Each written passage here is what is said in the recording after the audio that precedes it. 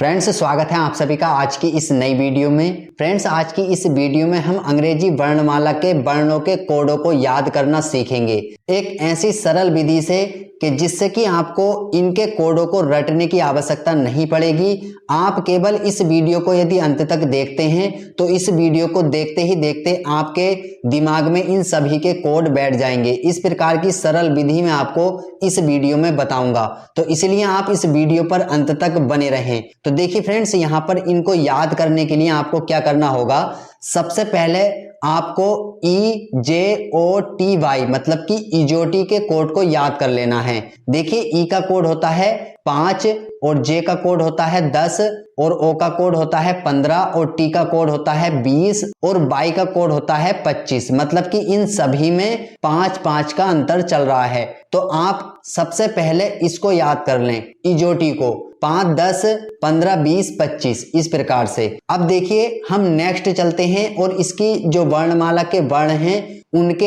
एक एक वर्ण के कोड को किस प्रकार से हम याद करेंगे या अपने दिमाग में फिट करेंगे, चलिए देख लेते हैं। देखिए फ्रेंड्स, यहाँ पर ABCDE इन सभी को याद करना बड़ा ही आसान है। चूंकि ये शुरू के 5 वर्ण हैं तो ए का कोड 1 होता है और बी का कोड 2, सी का कोड 3 और डी का कोड 4 और ई का कोड 5। अब बात आती है एफ की, तो एफ का कोड 6 होता है, लेकिन हम इसको याद कैसे रखेंगे, ध्यान में कैसे रखेंगे। तो देखिए फ्रेंड्स, एफ यहाँ पर इस प्रकार से बना हुआ है, जैसे कि ये इस प्रकार से। तो हम इसको ध्यान रखेंगे कि एफ का कोड 6 होता है। तो देखिए, हम इसको इस प्रकार से ऐसे मिलाकर देख लेंगे तो ये देखिए 6 बन गया।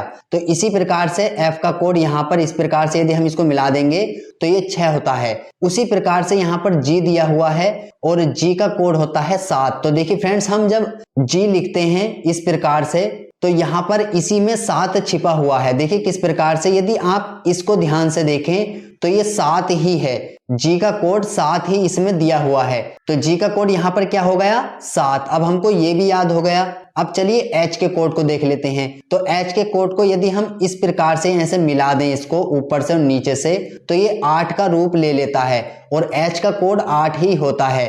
अभी आती है आई की बात। आई का कोड होता है 9 और 9 हम किस प्रकार से बना सकते हैं। देखिए, यदि हम इस प्रकार से इसको मिला दें इस तरह से तो ये 9 का रूप ले लेता है इस प्रकार से। तो आई का कोड यहाँ पर क्या हो गया 9। अब आती है जे की बात। तो इजोटी में हमने जे याद कर लिया था, जे का कोड था 10।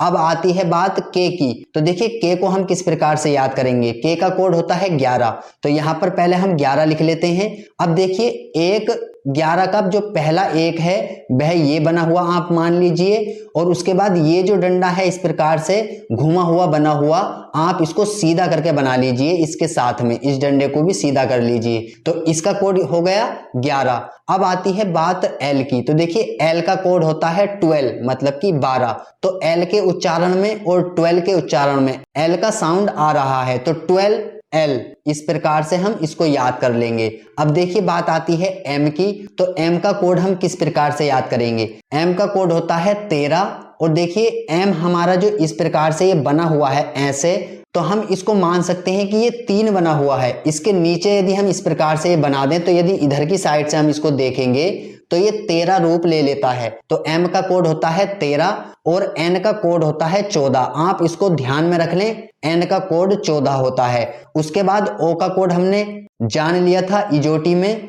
15 होता है। अब पी की बात आती है। तो देखिए, पी इस प्रकार से बना हुआ होता है। यदि इस पी के साइड में हम इस तरह से एक डंडा खींच दें और इधर की तरफ से इसको रीड करें तो ये 16 का रूप ले लेता है, जो कि पी का कोड होता है। तो देखिए, यहाँ पर पी का कोड 16 हो गया। अब आती है बात क्यू की। तो देखिए फ्रेंड्स, क्यू हम किस प्रकार से बनाते हैं। क्यू बनाते हैं हम इस प्रकार से। तो क्यू में यहाँ पर देखिए 7 इस प्रकार से आ रहा है। आप ध्यान से देखेंगे तो इसमें 7 छिपा हुआ है, इस प्रकार से आप काट देंगे। तो यहाँ पर देखिए, जी का कोड था 7, लेकिन यहाँ पर ये क्यू है और क्यू के लिए हम क्या करेंगे 17। क्यू का कोड 17, इसके साथ में हम एक और बना लेंगे तो क्यू का कोड हो जाता है 17। अब बात आती है आर की। तो देखिए, आर के लिए हम किस प्रकार से याद करेंगे। आर इस प्रकार से हम बनाते हैं, इसको यदि हम नीचे से मिला देंगे तो ये 8 बन जाएगा और इसके साइड में यदि हम एक डंडा खींच देंगे तो ये 18 हो जाएगा। तो आर का कोड हमको ज्ञात हो गया 18 होता है। उसी प्रकार से S आता है, S का कोड होता है 19। अब देखिए फ्रेंड्स, हम S बनाते हैं इस प्रकार से,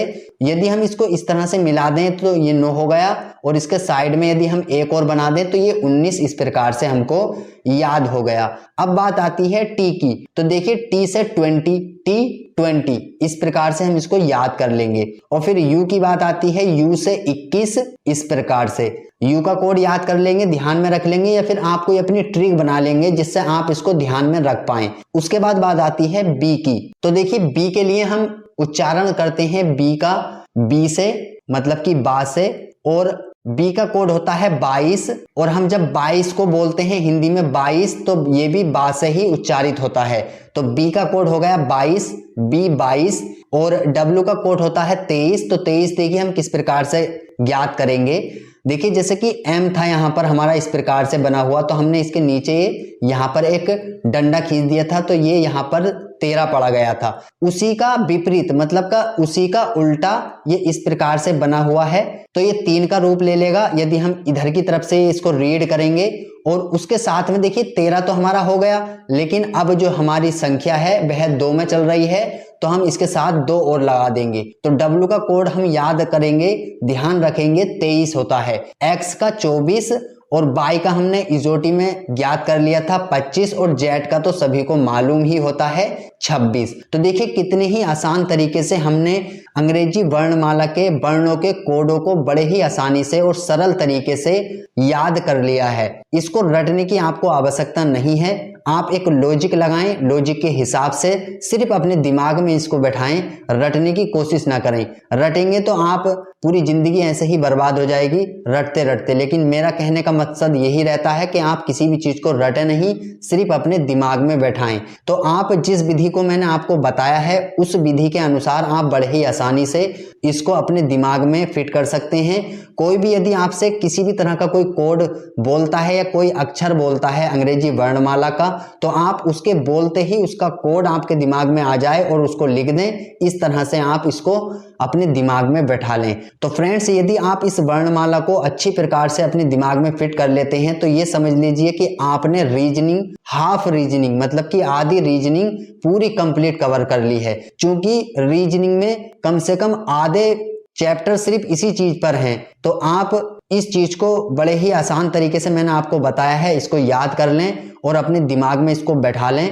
और इस वीडियो को यदि आप चाहें तो दोबारा से बार बार रिपीट करके एक एक वर्ण के ट्रिक को आप देखें और उसको अपने माइंड में बैठाएं। तो फ्रेंड्स, आज की इस वीडियो में इतना ही था। मैं समझता हूं कि आपको आज का ये वीडियो काफी पसंद आया होगा।